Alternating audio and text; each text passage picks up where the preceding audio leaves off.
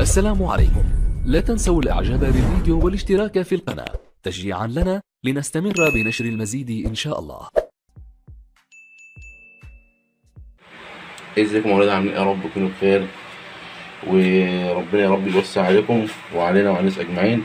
ما شاء الله معانا فوق ال 30 كيلو رايحين لأم سلمى في القاهرة. طبعا أم سلمى يا جماعة دي ست من الناس المحترمين، اللي هي الجروب بتاعها اسمه جريمة أكل.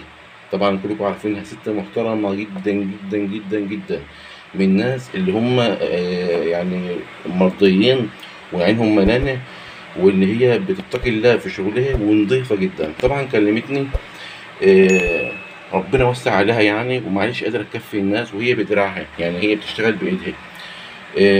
متابعانا من زمان على القناة وبتشتغل بطريقتنا وكلام من دوني، وملتزمة بكل حاجة بفضل ربنا، يعني ربنا يبارك فيها.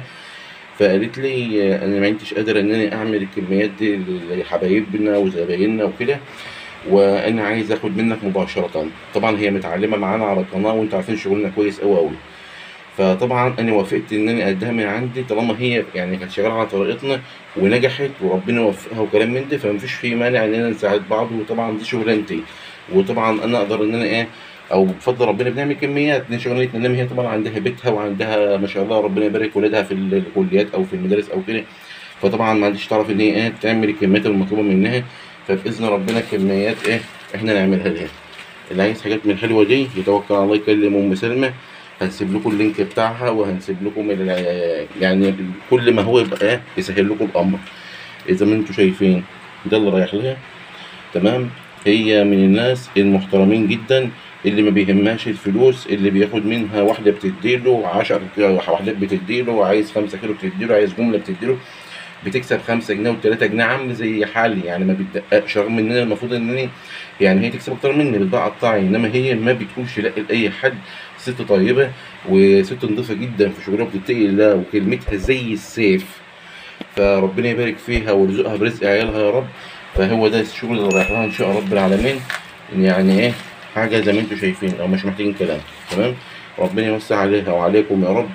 وان شاء رب العالمين اللي يعوز حاجه كميات يكلمني. عايز منها كميات مثلا يكلمها. حد عاوز ياكل عيش برضو عندنا، برضو بنعمل يعني بنساعد الناس وكده. ربنا يجعلنا في ارض نافعين. واللينك بتاعي هسيبه لكم ان شاء الله، بتاع الجروب بتاعي هسيبه لكم، تبقوا تكلموا اللي عايز اي حاجه يكلمها.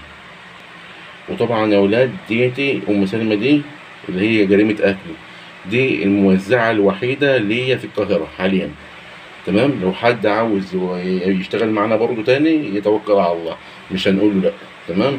وعايزين لو حد في اسكندريه او حد في اي بلد مجاوره لنا يعني عايز شغل، انا بقى عندي شغل وببعت، يعني بقى عندي شحن يعني. تمام. عندي الشحن، حد في المنصوره، حد هنا، حد هنا، انت تحت امر الجميع. وربنا يرزقنا ويرزقكم بالخير، وربنا ان شاء الله ايه يوفقنا ان شاء الله لفعل الخير باذن الله. وكل سنه وانتم طيبين. وحسين الله بتاعهم سلمى. يتواصلوا معاها ان شاء الله لو عاوز اي حاجه. سلام عليكم.